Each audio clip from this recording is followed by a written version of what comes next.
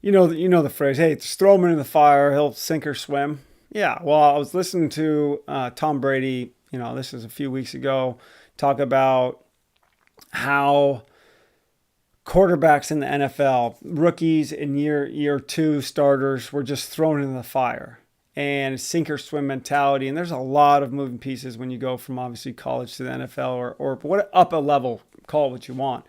And he was saying how a lot of these quarterbacks aren't performing to what they might be able to do. And then he referenced back and he said that meaning Brady, he sat behind Drew Bledsoe for a few years on the bench and he got to watch a professional, a really good quarterback do his thing. And then he's like, Aaron Rodgers sat behind Brett Favre. I believe those are two Hall of Fame quarterbacks, but they both learned before they led. Here's a couple more examples. Is like Nico Hoerner, Cubs second baseman right now, Gold Glover this past year. Congrats there, Nico. Coached him at Stanford.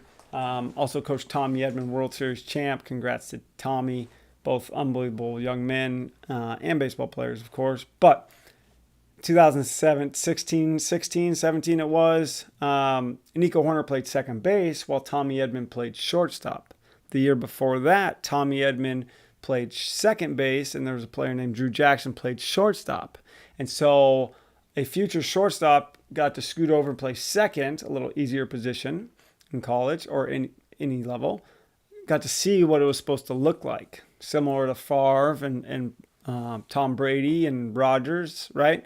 That combination is it always fun to play second or be backup or sit on the bench? But sometimes that kind of delayed development helps you speed up in the long term. Okay. And I think back to a time at Santa Clara is like we had a freshman talented infielder come up and we started him as a freshman. He got eaten alive, man, and he never responded back to it. And what if we put him at second base or third base to start, or started him a couple times at shortstop to where he had a different perspective, he can slow down mentally and just become a little bit more aware, right? So, and I asked a group recently, I was like, would you trade a redshirt year, then be a role player for year 3 to be an All-American? Guarantee. I'm saying yes. Like you probably are saying yes too, right? Versus the alternatives like, hey, would you just be a role player for 4 years straight?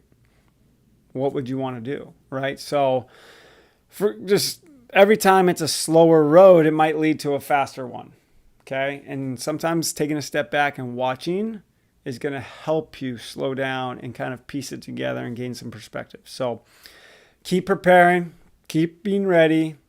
Yes, we want to be thrown in the fire because we will learn a lot quicker, but we also have to have the ability to step back and reflect.